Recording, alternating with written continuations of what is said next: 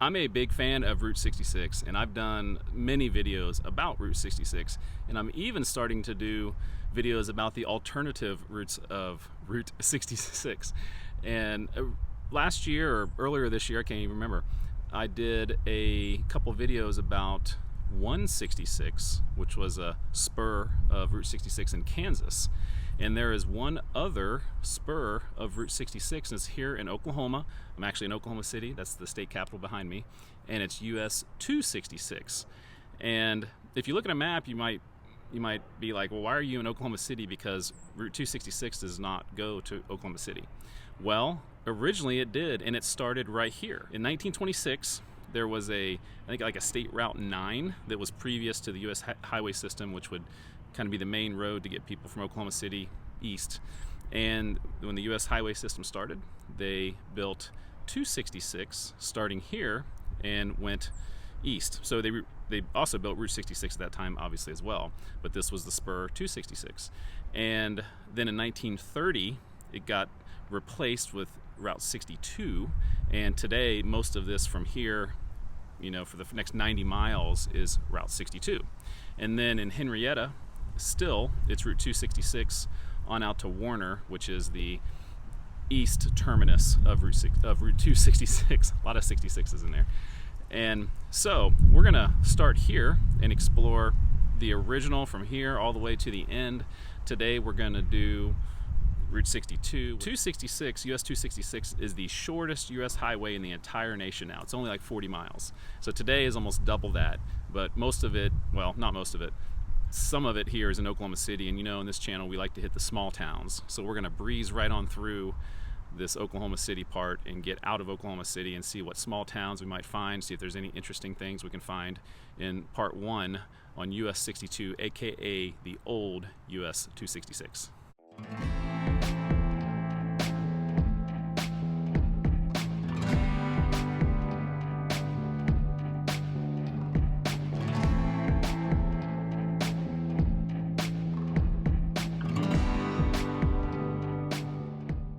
Leaving the capital, the first 3 miles or so are just basically Oklahoma City. Before I think it's North 23rd Street or something like that, and that'll get you out to 62, which is at the kind of where 35, the highway goes north and south. So 62 will begin here, and pretty innocently enough, beginning here, and we'll hopefully start getting out of Oklahoma City.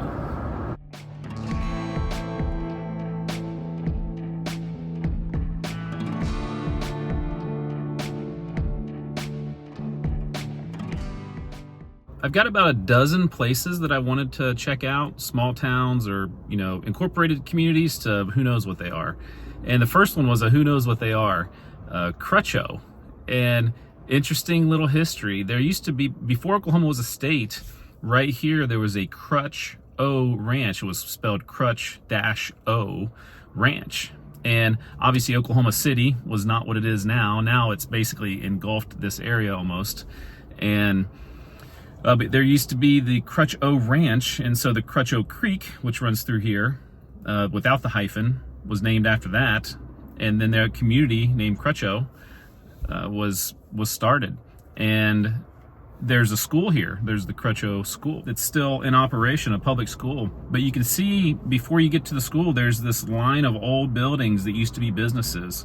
And there might be a couple still operating, but some old signs. Feels very Route 66-ish on this part of the road. So very interesting how many of these might have been open in that, very early days of US 266 from 1926 to 1930. So interesting. It's unincorporated community now, and I'd say a great way to get things started.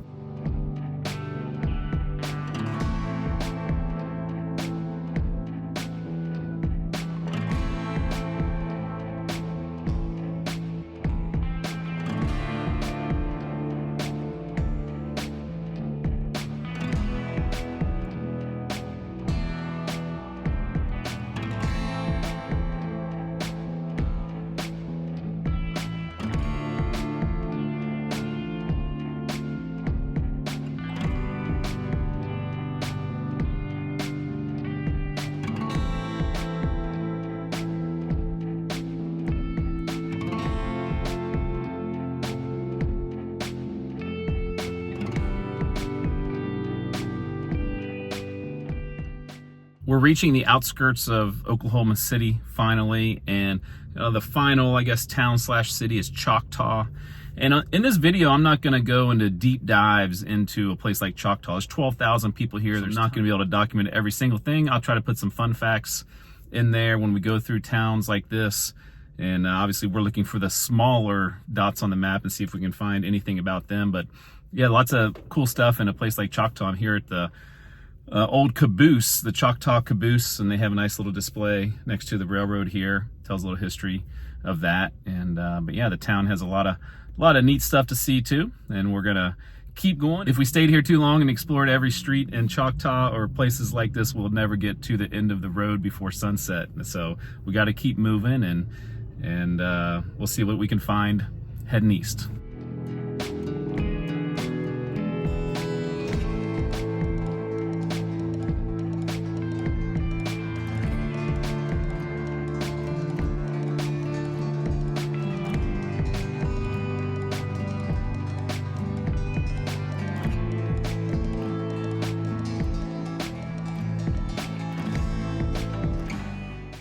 The town of Harrah was originally named Pennington in 1894. Then in 1896, it was changed to Sweeney after an E.W. Sweeney who operated a ferry that was started in 1891.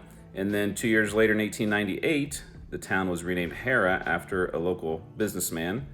1940s, Harrah was a center of cotton ginning, and the population has continued to increase since about that time.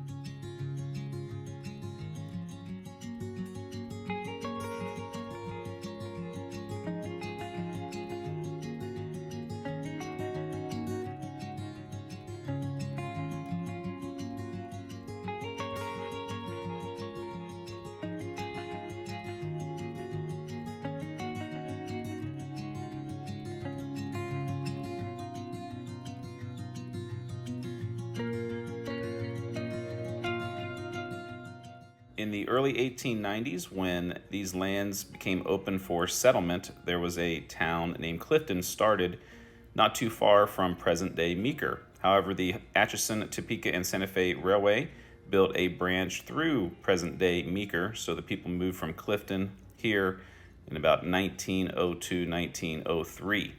The population steadily rose till about 1980, where it's been around 1,000 ever since, and it's home to baseball player and Hall of Famer Carl Hubbell.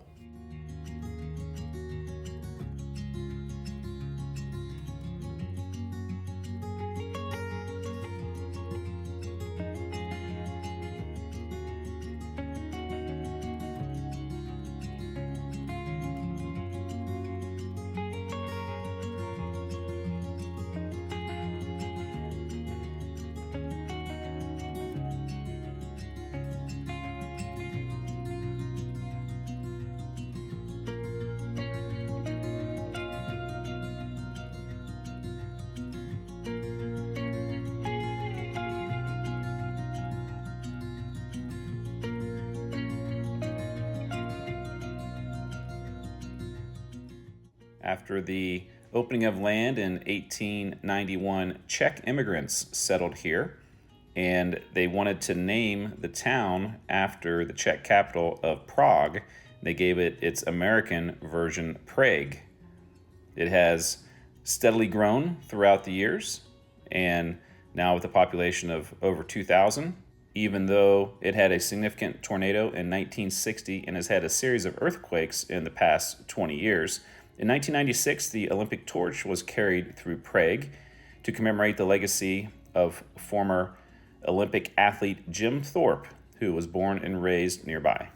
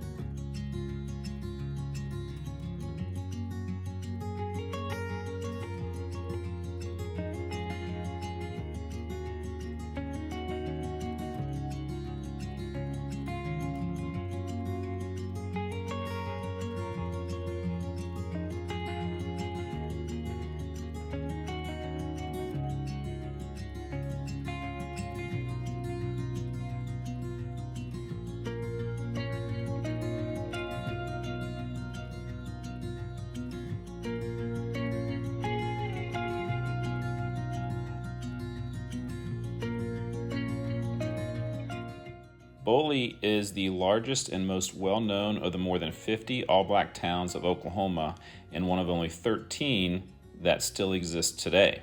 Incorporated in 1905, Boley and the African Americans living in the area prospered for many years. The local newspaper and various advertising campaigns circulated throughout the South and lured many former slaves to the new town. In 1907, at statehood, there were around 800 people living here. Population figures vary, but it was reported in the early 1900s that more than 4,000 people lived here in Boley. Booker T. Washington visited the town in 1905 and proclaimed it, quote, the most enterprising and in many ways the most interesting of the Negro towns in the United States. Like many rural towns, Boley suffered through hard times in the 1920s and 1930s. The population went down all the way to 423 in 1980, but since it has gone back up to over 1,000. And the downtown business district that we're driving through is listed on the National Register of Historic Places.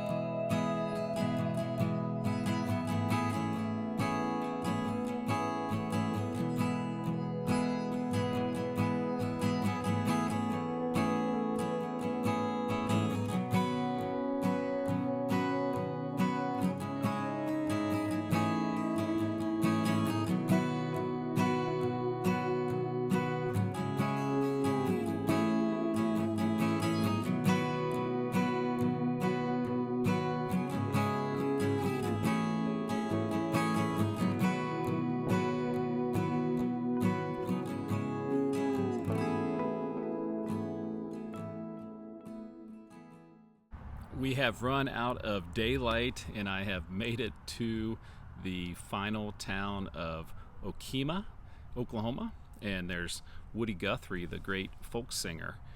He sang "This Land Is My Land" amongst a lot of other, big hits of the day. And so he's from here in Okemah.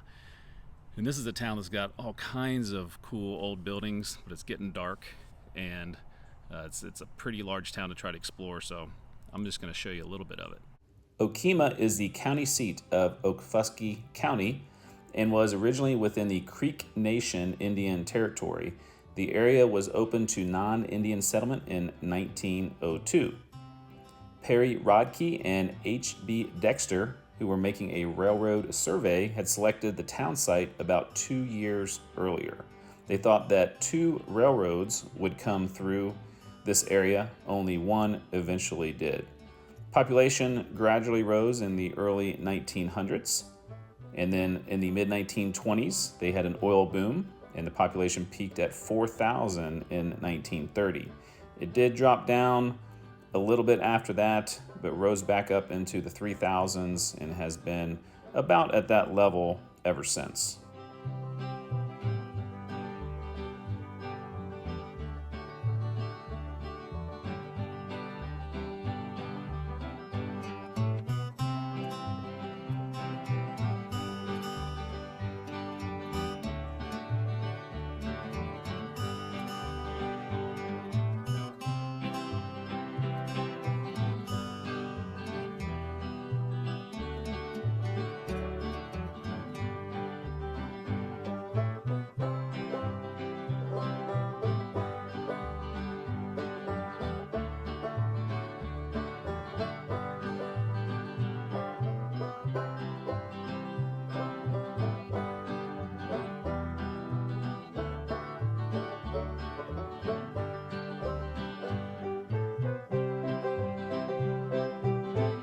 This first part of the trip was a lot of fun. I didn't quite know what to expect on this. There was some pretty historic, cool places and some towns, and I didn't know much about them. So it was fun to explore kind of as we went.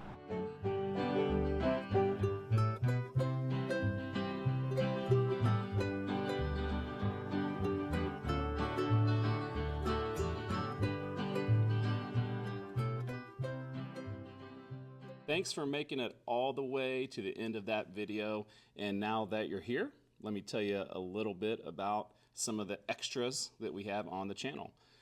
One of the things you can do is you can become a member. There's 3 levels. There's the supporter level, there's the producer level, and the executive producer level. And all 3 levels have different perks, and as you are more supportive financially, there's more perks. We have extra videos every week and a lot of fun stuff going on in the member section. If you haven't done so, make sure you check out travelwithawiseguy.com. We've got lots of extra stuff on there, and one of the things is merchandise. You can get you Travel with a Wise Guy t-shirt. We have Death Go Round t-shirts. We have some coffee mugs, different things that are a lot of fun, and people seem to have enjoyed. Good quality there. Also on the website, you can do things like check out the Google map. I have a pin dropped in every place I've done videos about, then a link to the video so you can look at the map, and maybe there's somewhere where you live or somewhere you want to go. You can check out that map, and it seemed to be a very popular thing. You can sign up for my newsletter. I do that about every 3 weeks. It's totally free. And there's also all kinds of other links and tidbits in there, old videos, podcasts, just everything I could think of I throw on the website. So make sure you check out travelwithawiseguy.com. Thank you for everyone who has been supportive of this channel, and thank you so much for making it to the end of this video.